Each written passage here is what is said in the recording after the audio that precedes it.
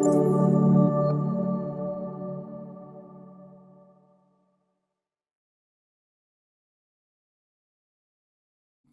the light of aneurysm screening, which we just developed in Germany, and this is taking place since January of this year, we are looking closely at people which are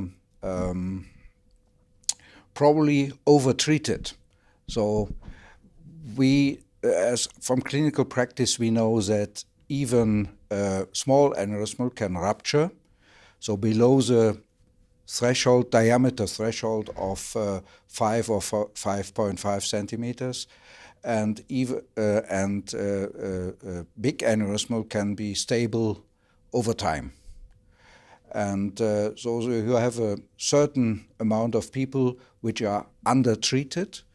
They probably rupture before they get the known threshold, and you have a lot of people who are probably overtreated, and if they are at high operating risk, you bring these people in a situation where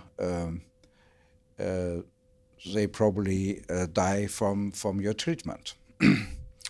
So therefore, we are looked closely into the possibility to find other factors than just the diameter, which is the only factor in the moment, to find the threshold of operating on that people.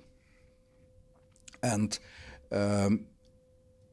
we believe that if you have aneurysmal rupture, that is material fatigue.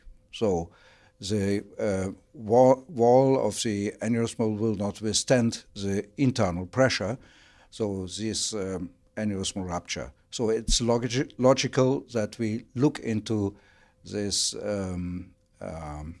features and look into wall tension using finite element analysis. And we found a method using ultrasound to measure this non-invasively and without any contrast medium, without certainly radiation.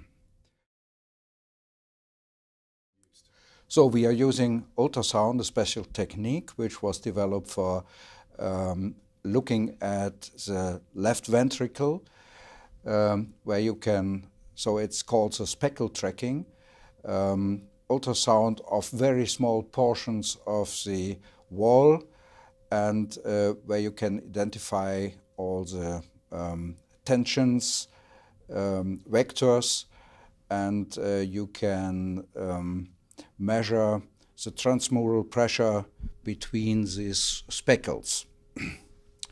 So speckle tracking gives us the information non-invasively about the wall tension.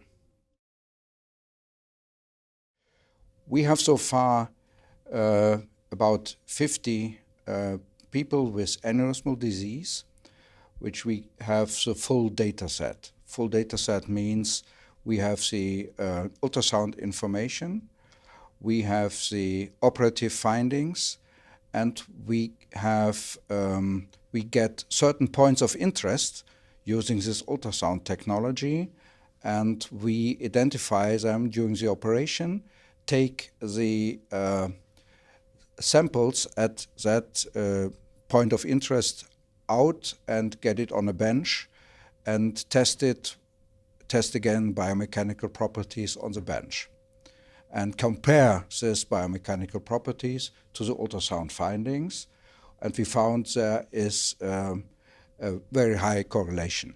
So what we actually do, we have a longitudinal survey, and if a patient comes to the known threshold, the diameter threshold, he gets the operation, or if he gets eventually to the rupture, we do the operation and test the material, the wall material again. We compared certainly this information to non-diseased patients. either young patient and older patients or age-matched patients, and found differences between first of all, between young and old, and young and aneurysmatic, and old and aneurysmatic.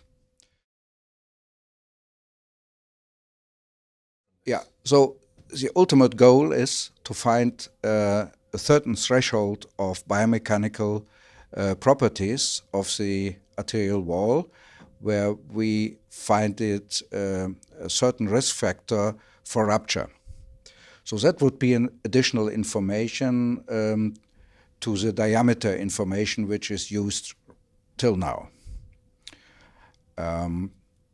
So we can identify small aneurysms which are prone to rupture and probably at higher risk as we thought of. And we can probably, and this is more important, find people with larger aneurysmal, which we would think we have to operate on, but they are probably, because of their stable biomechanical properties, don't need any operation. We need a lot of patience to look into that, which is not easy to get, because to finish the study, we have to use open surgery. Yeah. And that is in our practice only 20% of the cases. So it would have been easier, let's say 10 or 15 years ago, but now and in the future, it will take a long time to finish such a study and find the additional biomechanical threshold.